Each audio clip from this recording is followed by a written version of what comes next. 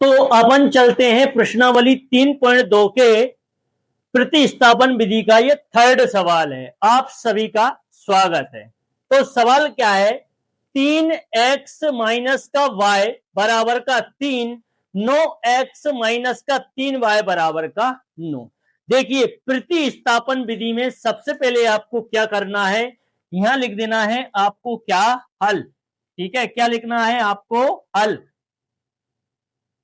हल लिखने के बाद में आपको लिखना है दिया है। क्या लिखना है, दिया है। ठीक है, दिया है, दिया है। और इन्हीं दोनों समीकरणों को आपको एक बार यहां उतार लेना है। ठीक है, तो आप उतार लोगे 3x माइनस का y बराबर का 3, और यह आ गया आपका 9x माइनस का 3y बराबर का 9। इसे नाम दे देना है आपको समीकरण 1 और इसे नाम दे देना है आपको समीकरण नंबर। प्रतिस्थापन विधि का पहला रूल कहता है कि इन दोनों में से आपको सिर्फ एक ही समीकरण हल करनी है। वो चाहे तो आप समीकरण 1 को हल कर लीजिए, चाहे तो आप समीकरण 2 को हल कर लीजिए। अब आप कौन सी करना है, जैसे मैं 1 कर रहा हूं तो मैं यहां लिखूंगा, मैंने लिखा है समीकरण समीकरण 1 को हल करने पर, क्या लिख दिया मैंने, समीकरण 1 को हल करने पर। ठीक है, हल करने पर, हल करने पर। तो समीकरण 1 क्या बोलती है आपकी, समीकरण 1 है 3x माइनस का y बराबर का 3। तो देखिए किसके लिए आप इसे हल करोगे, x के लिए हल करोगे तो x से नहीं बोलना है, आपको क्या करना है, सिर्फ माइनस y का पक्षांतरण करना है। ठीक है, और अगर y के लिए हल करो तो x का पक्षांतरण करना है। ठीक है, तो मैं इसे x के लिए सोल्व करता हूं, मैंने किया 3x ऐसा ही रहा। अब मैं यहां पक्षांतरण करूंगा, वो भी सिर्फ माइनस के y का, बाकी से नहीं बोलना है ना। तो आप लिख दोगे यहां पक्षांतरण करने पर, है ना, पक्षांतरण करने पर, करने पर, ठीक, करने पर। इतना लिखने के बाद में आपको इसे अंडरलाइन कर, मतलब इसके ऊपर वो कर देना है, बराबर लगाना है। बराबर के बाद में 3 माइनस के y का क्या करना है, आपको पक्षांतरण करना है। तो यहां y किसका है, माइनस का है, तो इधर आके काय का होगा, प्लस का y हो जाएगा, है ना। पक्षांतरण में चिन्ह बदल जाते हैं, जो माइनस का होता है वो किसका हो जाता है, प्लस का, और जो प्लस का होता है वो किसका हो जाता है, माइनस का। तो y किसका, यहां काय का है, माइनस का, तो इधर आके काय का हो गया, प्लस का y। अब ये जब तक x का मान नहीं कहलाएगा तब तक ये 3 इसके साथ है। तो ये दोनों हमेशा चर और अचर किस में है, गुणा में है। तो इस 3 को कहां ले चलना है, आपको बटे में ले जाना है। तो x आपका ऐसा ही रहा, बराबर 3 प्लस का y, और बटे में कितना आ गया, ये 3 आ गया। ये 3 कहां पहुंच गया, इसके बटे में। ये हो गई आपकी समीकरण नंबर कौन सी, 3। ठीक है, ये कौन सी समीकरण हो गई, समीकरण नंबर 3 हो गई। अब क्या करोगे आप, समीकरण 3 से x का मान समीकरण 2 में रखने पर, देखिए आपने जो मान, जैसे ये मान आप कौन सी समीकरण हल करके लाए हो, एक लाए हो, एक समीकरण आपने हल की है, तब आपने x का मान आया है।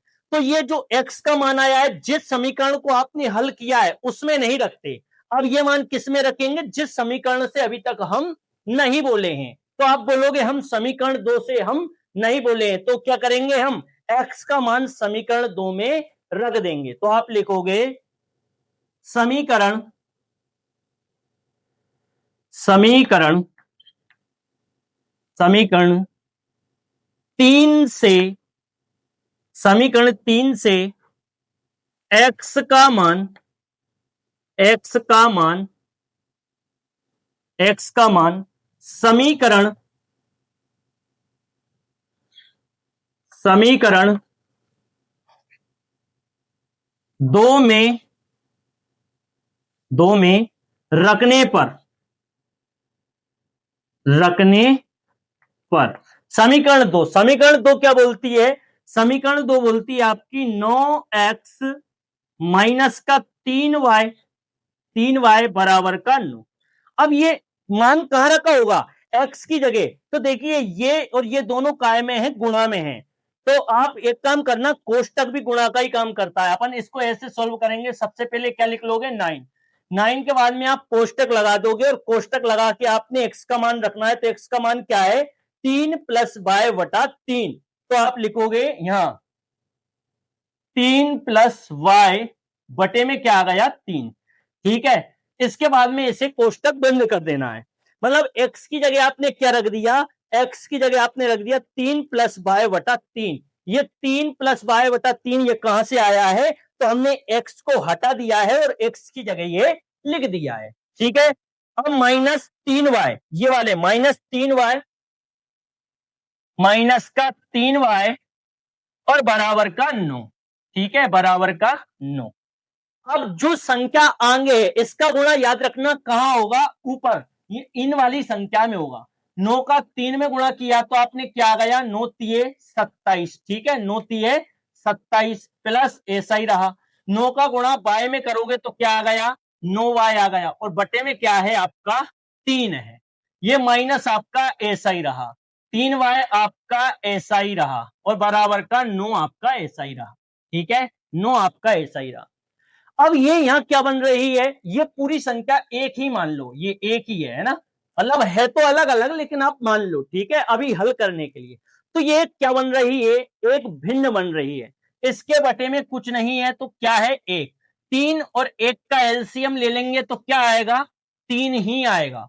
अब इस 3 का गुणा कहां करना है आपको, तो इस पूरे में करना है, 3 का गुणा इस पूरे में करना है, फिर 3 से भाग देना है, मतलब इस 3 का गुणा इस पूरे में करोगे, फिर 3 से भाग दोगे, ऐसा मत करो, ये 3 का गुणा कर लिख दो, और इसके बाद में यहां से इस 3 से ये 3 कट जाएगा, तो 3 एकम 3, और 1 का गुणा 27 में करोगे तो 27 ही आ गया, प्लस ऐसा ही आ गया, 9y ऐसा ही आ गया, है ना। ये एक वाला, जैसे आपने एलसीएम ले लिया, 3 और 1 का एलसीएम कितना आया 3 आया, ये 3 का ऊपर इस वाली संख्या में गुणा होगा, इसमें भी होगा गुणा, इसमें भी 3 का गुणा होगा, किस वाले 3 का, इस वाले 3 का, तो आप 1 से अगर 3 में भाग दोगे तो 3 ही आएगा, और 3 का गुणा 3y में कर दोगे, ये बीच में माइनस है तो माइनस है, 3 का 3y में गुणा किया तो 3 त्रिके 9y, बराबर आ गया, कितना आ गया 9 आ गया।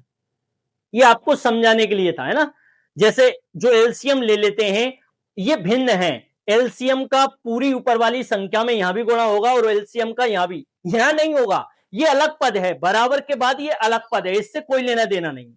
अब बोलोगे ये 3 को हटाना है अपन को, तो 3 को हटाने के लिए क्या करोगे तुम, इस 9 में इस 3 का गुणा कर दोगे, तो आपका ये 27y ऐसा ही रहा, प्लस का 9y ऐसा ही रहा, मतलब 9y, माइनस ये प्लस का निशान है ना, माइनस का 9y ऐसा ही आ गया, बराबर 3 का गुणा 9 में करोगे तो 3 नाम 27 आ गया। तो देखिए यहां से 9y काय का है प्लस, ये 9y काय का है प्लस का है, ये 9y काय का है माइनस का, तो इससे अपन ने ये काट दिया, तो यहां से क्या बच गया, यहां से आपका बच गया 27, बराबर यहां से क्या बच गया 27, ठीक है। अब यहां क्या लिखोगे आप, देखिए अब ये आगे अगर इसके अपन पक्षांतरण करेंगे, इसे यहां से उधर ले जाएंगे तो ये भी कट जाएगा, कुछ भी नहीं बचेगा, तो यहां आप क्या लिखोगे, ये कथन, ये कथन, ये कथन, ये कथन y के सभी, y के सभी मानों के लिए, सभी मानों के लिए सत्य है, सत्य है, सत्य है, इसीलिए इसलिए इसलिए ये कथन y के सभी मानों के लिए सत्य है, इसलिए y के अपरिमित अपरिमित अपरिमित रूप, अपरिमित रूप से अनेक अनेक हल, अनेक हल होंगे, होंगे, अपरिमित रूप से अनेक हल होंगे। अतः x के भी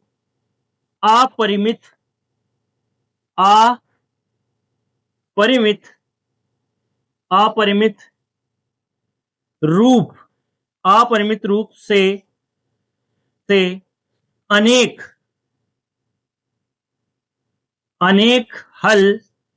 अनेक हल होंगे, अनेक हल होंगे। यही क्या है? आपका उत्तर है। यही क्या है? आपका उत्तर है। उम्मीद है ये आपको अच्छी तरह से समझ में आ गया होगा। चलते हैं अब अपन इसके नेक्स्ट प्रश्न पर।